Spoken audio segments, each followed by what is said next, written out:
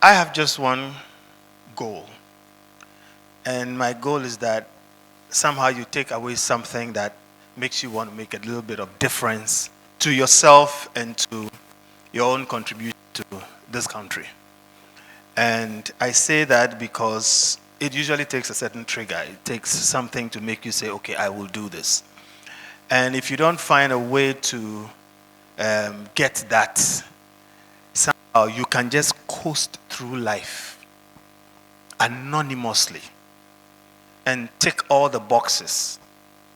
When you're a kid, you satisfy your parents. You come to university. You get a degree. You do all the things that you need to do to make your parents happy. You get a job. You get married. You have children. You get, a little bit of property. And then you die off and then you go. And basically, you wouldn't have done anything else apart from that. That's a waste. That's a very sad waste. Now, much as for many people, they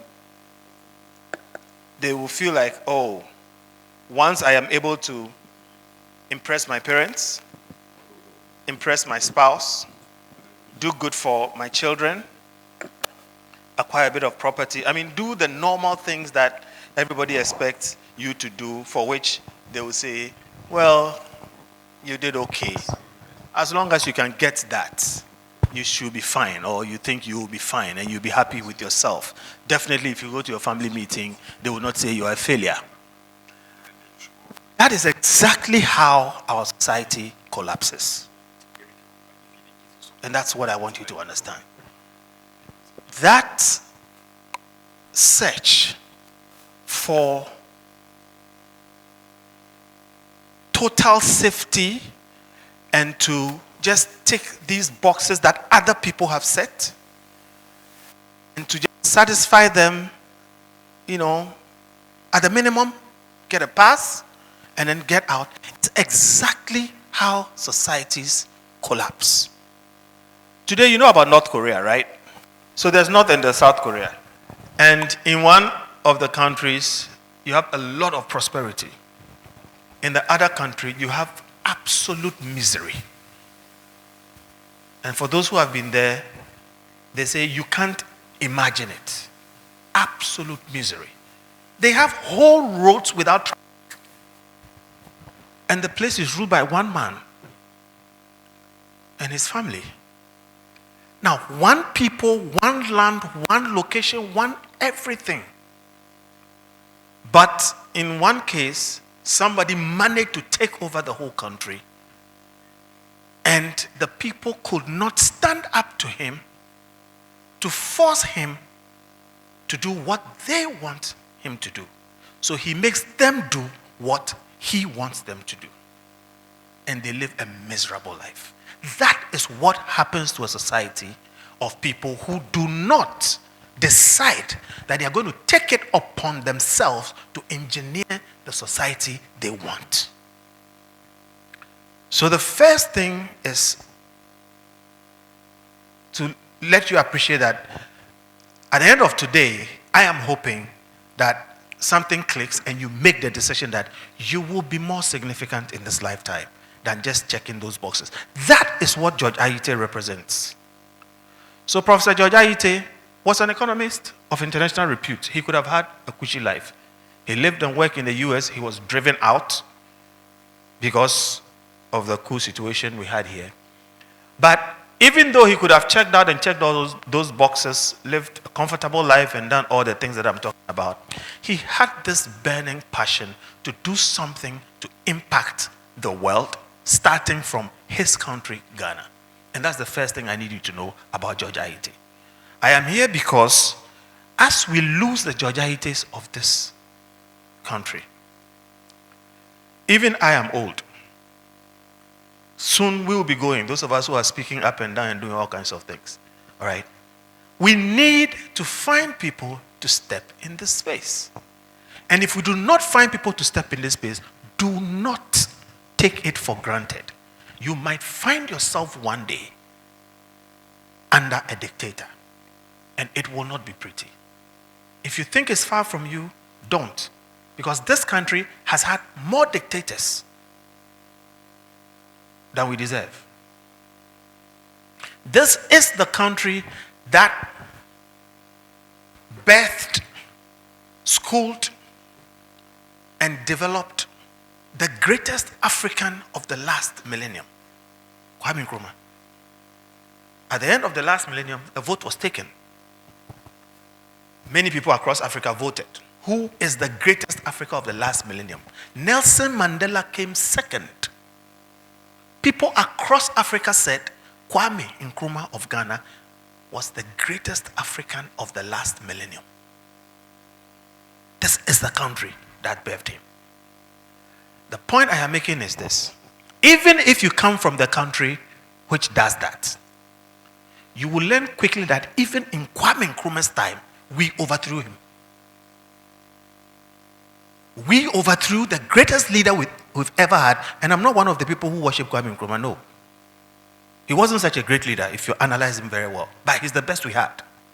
But we overthrew him. So it's not about having good leaders. When we overthrew him, we established some sort of funny arrangement. As that was going on, another group of people came and overthrew them. Another dictatorship. And they kept on going on and they didn't know what they were doing. Okay, and then somebody else came and overthrew them. Then we went into an election. We elected a democratic government, Dr. Buzia. Dr. Buzia running around, doing his work, doing the things he needed to do. And he made some tough economic decisions. He made the first devaluation. And people said, how do you do that? And then boom, somebody overthrows him. And usually when they overthrow the democratically elected leaders and they come into office and they see the reality, they tend to do exactly what those people are doing and then they make it worse. So in the case of Buzia, after Achampong and Co came, they did exactly what they overthrew him for. And then Achampong was overthrown by Jerry Rawlings. Jerry Rawlings comes and people are on the streets hailing him. That's how you get North Korea. I was telling the other group of young people that, why do you think that a person holding a gun immediately becomes supremely competent? Your stock of wisdom does not increase simply because you hold a gun. And to a person holding a gun, the potential is that they will stop reasoning correctly and start using the they have to make you do what they want to do. So the direct opposite is what you must appreciate. But we went on the streets and we hailed him. I am telling you how a great nation like this place that brings up the greatest African can easily slip and become a North Korea. This is your history. In fact, your recent history. I lived through all of this. So Jerry Rawlings comes and overthrows the government and says that one of the problems he had was that Dr. Lima went to the IMF for austere, economic measures to, turn around the economy. He didn't understand why. Well, if you don't understand something, it doesn't mean it is wrong. So he takes over, and then in the course, we end up with the worst famine this country has ever experienced. Many of you were not alive in 1983. But those of you who were around, did you hear about it? Have you heard about 1983? You heard about it? Yes. I lived in 1983. I was alive. We experienced the worst famine ever in this country. And the reason was because the government then had locked up all the markets, blown them up literally. They put bombs in markets and blew them up. And whipped women and just did all kinds of dastardly things. We were chewing grass. Quickly they learned their lessons and did exactly what the previous governments were going to do, for which they overthrew them. And in 19 years, we stuck with a dictator. He wasn't one of the worst. And that was our great fortune. But for the 19 years that we were ruled by President Rawlings, who wasn't extremely bad, but wasn't also extremely great, the same 19 years Mahathir Mohamad took over his country, Malaysia, and he turned it around. By the time Jerry Rawlings left, we hadn't made much progress. The greatest thing Jerry Rawlings did for us was to transit us into a democracy. He basically took away the democracy. After 19 years, realized that, look, we needed to just check back into that system, and then he restored it. That was the greatest thing he gave us. And now for you to hold that democracy and not break it. So the first point I need you to appreciate is, don't take it for granted that you sit in this place quietly and you can listen to a lecture. In other places, any 25 with a can walk in here and take you away. It's happening in northern Nigeria. If you go to other places where the governments are not standing well, it's happening. Girls are being kidnapped. You don't even hear about it. So, note that as we lose the George Ayitteys, who at the peril of his life stood and spoke truth to power and confronted the leaders of his time, and make sure that those leaders appreciated that they did not own the country nor the people in it. If we lose them and we don't replace them, you will suffer for it or your children will. I have made a vow to myself. When I finished university here, I decided I wasn't going to go anywhere. All my friends were just hopping on planes and going abroad. I could have gone abroad. I could have lived anywhere. I made a decision. I was going to live in this country. I was going to work in this country. And I was going to prosper in this country. I vowed never to have any of my children anywhere. We only have Ghanaian passports. I've not lived anywhere outside Ghana for more than 3 months. That's a personal decision. It's stupid in another sense. Because I have the option. Even now, I can take up and go. But this is my country. And I'm prepared to spend myself making it what I want it to be. And somehow, it's possible.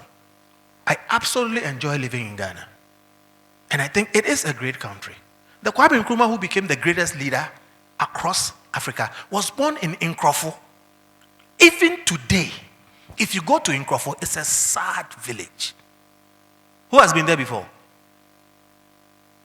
None of you. And that's another problem. Explore your country. You'll be happy to run to New York. Go to the birthplace of the greatest African of the last millennium. And you will learn something, which is what I learned. That today, Nkrofo is a God-forsaken, faraway place. Even today. So imagine how it was in Kwame Nkrumah's time, 100 years ago. But see, it is a great country if a boy whose father is not known. Who knows Kwame Nkrumah's father? Nobody. Nobody. His father is not known. We know his mother called Nyaneba. But somebody like that from not so auspicious a home can come from such a faraway place and manage to go through our systems, not because he is rich, but because somehow the country allows it and makes it possible. Yes, he went abroad by stowing away, but he came back, worked with other people, and we did not fight for our independence. Nobody shed blood for it. It took Ghanaian intellectuals, elites, and leaders to go to England to negotiate for our independence. So on our independence, the Queen's representative came here and gave it to us on a piece of paper. That tells you that you come from people who are intellectually strong. We have the wherewithal to achieve that. Things that other people achieve by decades of war and bloodshed, we achieve with the power of our mind. And that's why I have a problem when people talk about the blood that was shed. Okay. But the point I want to make is that you take glory in the fact that you come from a country which 100 years ago, from a God-forsaken, faraway village, could bring up a young boy all the way to become the greatest African of the millennium. But you can't lose that. You can definitely lose that if we don't replace George Ayittey. Now, that is what I call the good society. So in all that you seek for yourself, which is okay, to be successful and to do all those things that everybody says, this is good, this is nice. Think about, how do I take a bit of my time to work towards what is called the good society?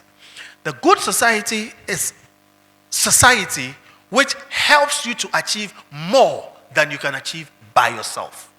And that is the whole essence of mankind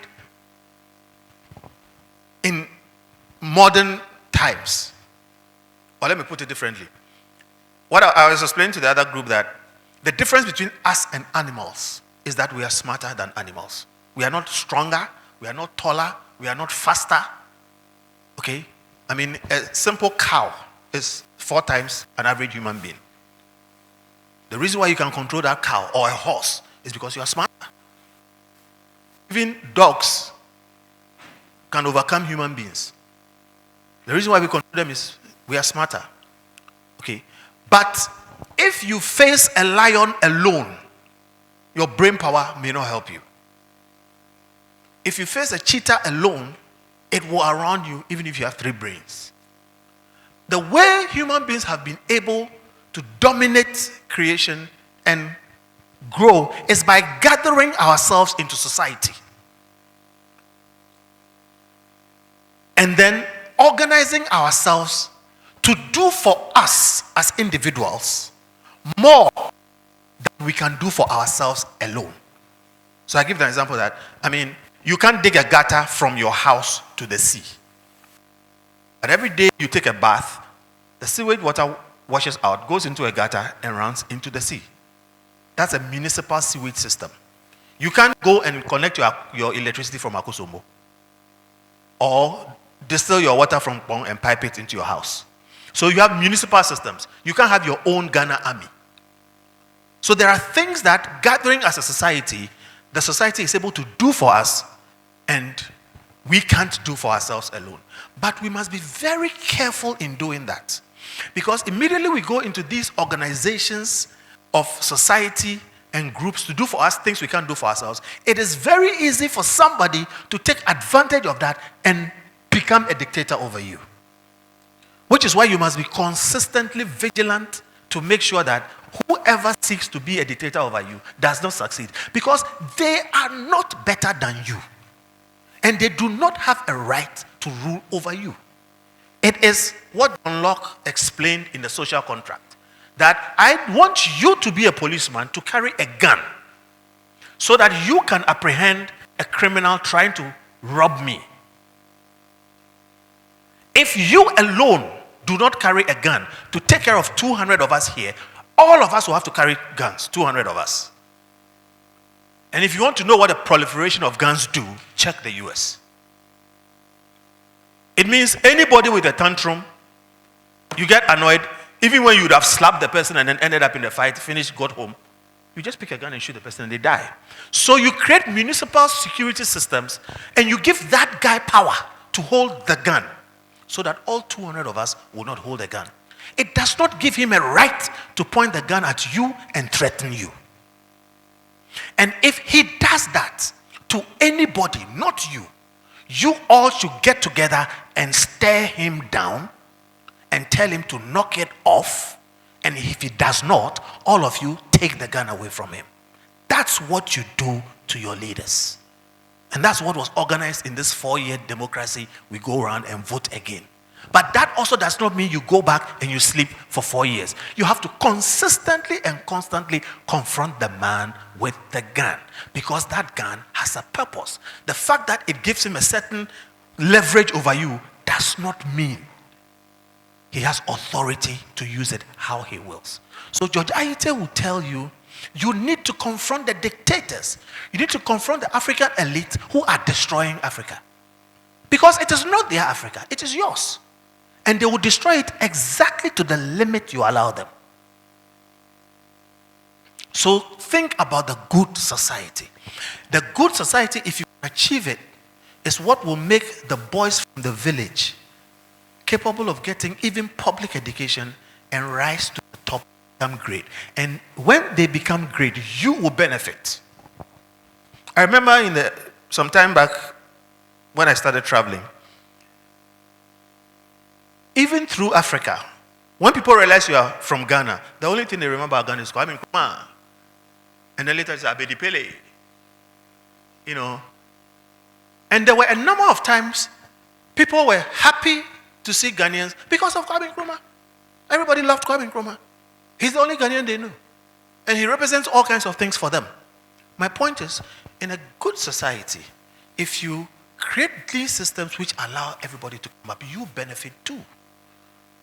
If we get people to build good roads, you benefit too. If you end up in North Korea, you benefit too. And a good society is where you are all safe. One of the things that worries me nowadays is I hear your generation. Anytime we have a problem, people sound like, oh, this democracy, this, what is it? It is not working. You don't know what you're talking about. In this world, there are no great choices. There are no good choices. There are only trade-offs. Whatever you have now, the opportunity cost of it is the real cost of it. You don't know what a dictatorship looks like. You don't know what you're asking for when you say the soldiers should take over. I have seen it before. And I was telling the other guy, there's a proverb, who has said that before? Learn your language. He says, if the mob is not chasing after you, you think it is all fun. When people ask for dictator, we want Paul Kagame, we want somebody to a strong man. If the strong man comes and starts firing and shooting your parents and starts jailing your family members, you would understand what a strong man is. You've just assumed that the strong man will come and he will affect other people. There is nothing to guarantee that you are safe from the strong man. In fact, there's a saying that every revolution eats up its own children. If you look across all revolutions, the people who suffer are the people who bring it up first. That's not why we're here today, so I won't go into it. But be careful what you ask for. I assure you, it has taken human beings from the days of Aristotle, Plato, and all those, over 5,000 years of thinking and experimentation. In Athens, they were discussing democracy, kingdoms, which one is the better one. And then people experiment. Sometimes it goes wrong, people get killed. Somebody goes and takes over a whole kingdom, and then something happens, and somebody kills somebody. 5,000 years of... We've lived longer than 5,000 years, but at least in the last 5,000 years, human beings have specifically thought very hard about what is the best form of arrangement for society. And after lots of thinking, lots of experimentation, we have come to the conclusion, based on experience and experiment with living examples, even in the last 100 years, that even though democracy does not deliver everything you want, nothing else will deliver everything you want. And of all the different systems that can deliver the things that you want, democracy is the only one that has the chance of delivering as much of what you want as possible, if even not all. So whatever you think about democracy, it is your best bet. And it's not because I said so. In the last 100 years, with guns, killing people, jailing people, slicing people in two, there was a whole section of the world that experimented with authoritarian systems, where they tell you when to sleep and when to wake up, what to eat and what to drink. Everybody gets a bottle of vodka, whether you drink or not.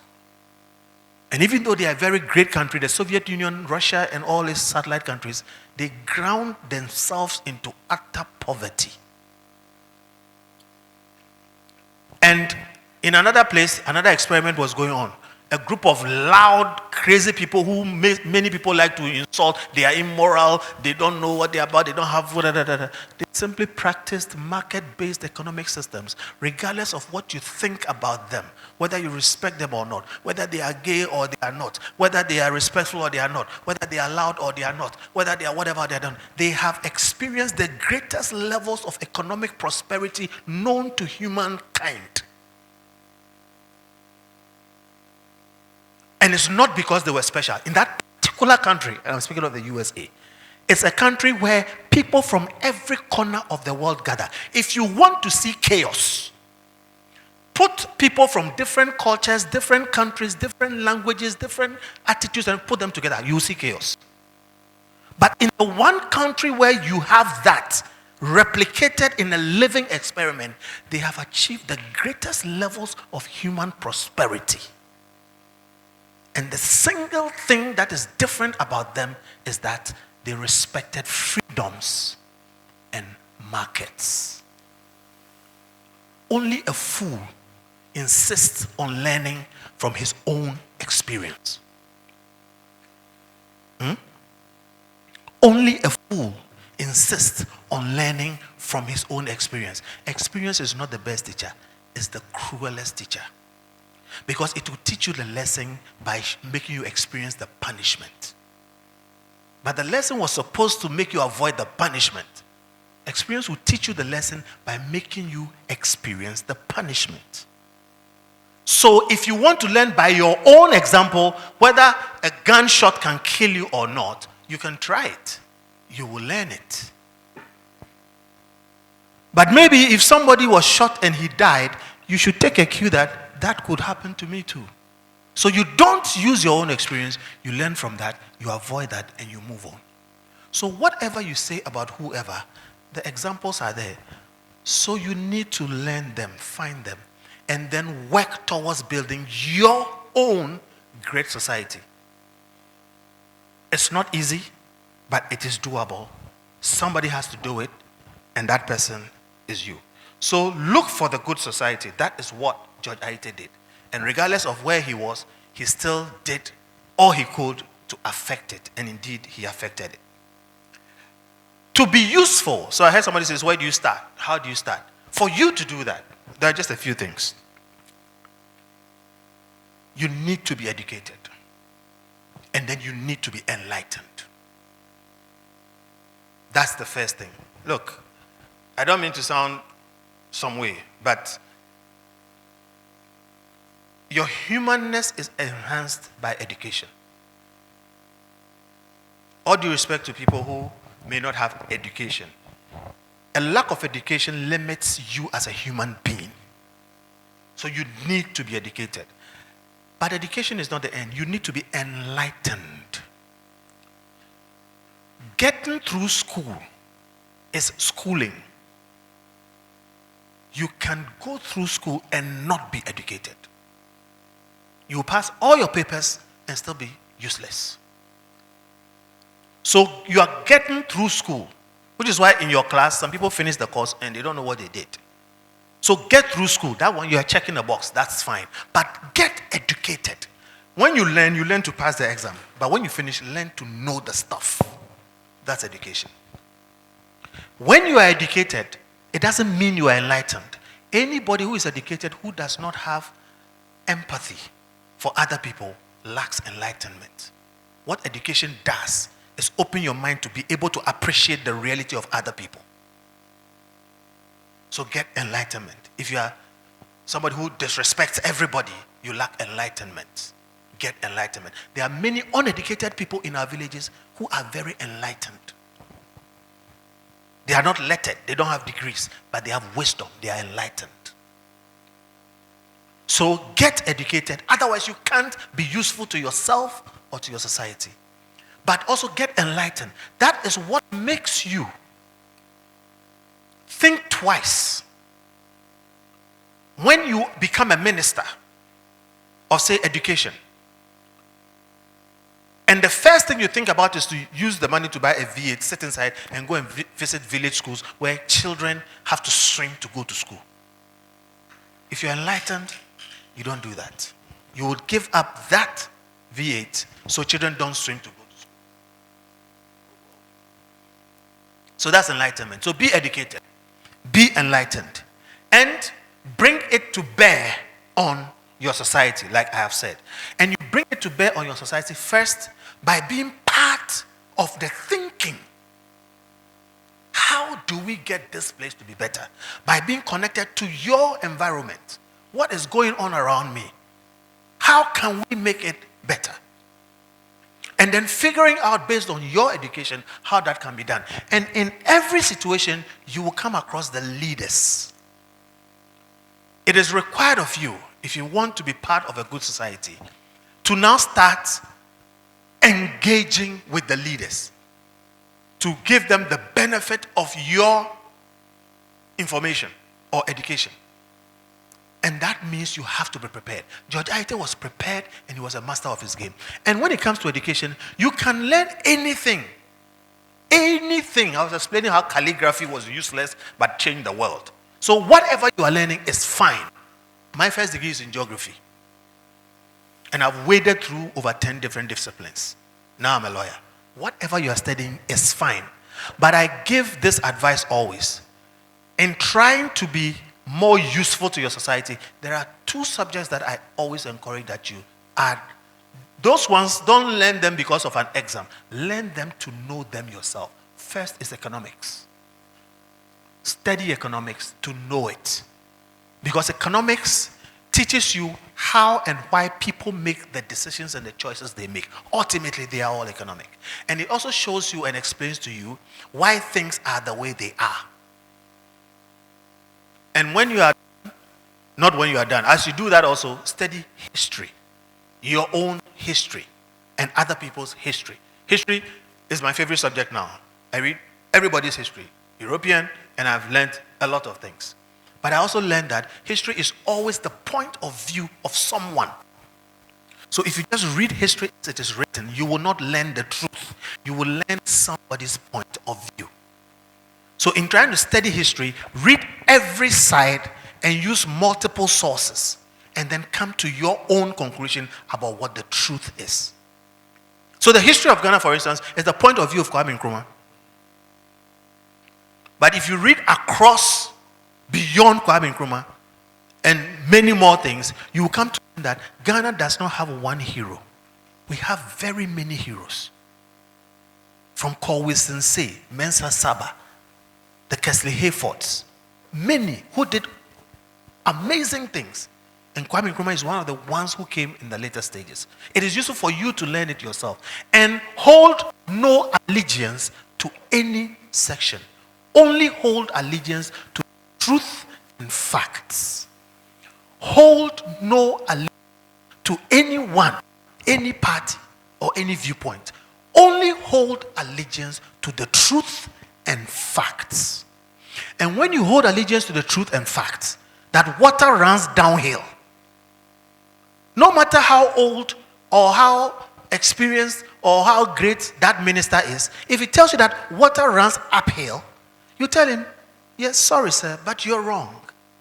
And present the facts. I always tell the young people, confronting leaders, engaging leaders, debating leaders does not mean disrespecting them. There's no disrespect. You have to give everybody the respect they deserve, but avoid obsequious respect when it is not earned. And George Ayittey will tell you that Africa is littered with dictators who don't deserve any respect because they are damaging directors. They are just presiding over damage to damage to damage. They you confront. Give them the respect they deserve. Don't give them the respect they have not earned. But in confronting them, if you are confronting them with facts, consistently hold your allegiance to that fact because facts are sacred. They will never let you down. And respectfully push your view. And that is why you must know what you're talking about when you come up against such situations. I'll close by telling you something about our history. I tell people all the time that because we have taken our history as it was told us, in Ghana we've been taught that we fought for independence. The blood of our fathers was shed for it. It is in your national anthem. You remember? And I do this because you can all relate to it. Ironically, you people don't question that narrative. Your parents just told you. I don't have time. I would have done something, but I just go ahead and do it. Nobody fought and nobody shed blood for Ghana's independence. That's the fact. But you have not thought about it. You've just taken the point of view. And immediately you say that, usually when I'll ask a question and I know the answer I'll get, and then I'll ask who shed the blood, they will say, oh, the 3 ex-servicemen. If you just read your history, you will learn that the 3 ex-servicemen were not fighting for independence. They had gone to war, they had been promised a pension, and then when they came back, they were not given the pension. And so they were marching to the castle to go and ask for their pension. On their way, they were shot and they died. Then some people took advantage of that and started riots. Ultimately, it led to independence. The fact they died and somebody took advantage of that does not mean they were going to fight for independence and shed blood. Do you get me? That fact is sacred. So just swallow history as you have been told and not interrogating it cheats you. Because in this country, which is very unique across the world, in many places across the world, people had to fight for independence because usually the colonial master is a very strong person. Ghana's colonial master was the greatest empire ever in this world at the time. They controlled 1/3 of the whole planet. They were very strong, the British Empire. But your ancestors, your forebears, your Ghanaian leaders and elite, 100 and something years ago, were able to travel to England, lords and the Queen's men, and debated them. They spoke to them. They explained need independence for ABC. They negotiated independence, and we got like that. We didn't shed blood. It was with the force of our minds, not with the blood in our veins. And you cheat yourself when you go about thinking people fought and shed blood for independence. I prefer to live in a country which has that kind of history than live in a country which fights. It's not bad to fight, but I think mine is superior. My time is up, so I have to go. But I hope you are getting what I'm trying to push. That you need to rise up and build the country you want, because you can. I haven't had time to talk to you about your history and how illustrious it is, and the fact that there is nothing in our history that stands in your way. In fact, everything in our history, Kwame Nkrumah and Co took over. They were in their 30s. It is your time. Nothing stops you. Don't be intimidated by your parents. Don't be intimidated by anybody. As long as you do it respectfully, as long as you know what you are talking about, master your stuff and confront the leaders. Because they have consistently made bad decisions. They've lost their right to tell you to keep quiet. Don't keep quiet. Thank you.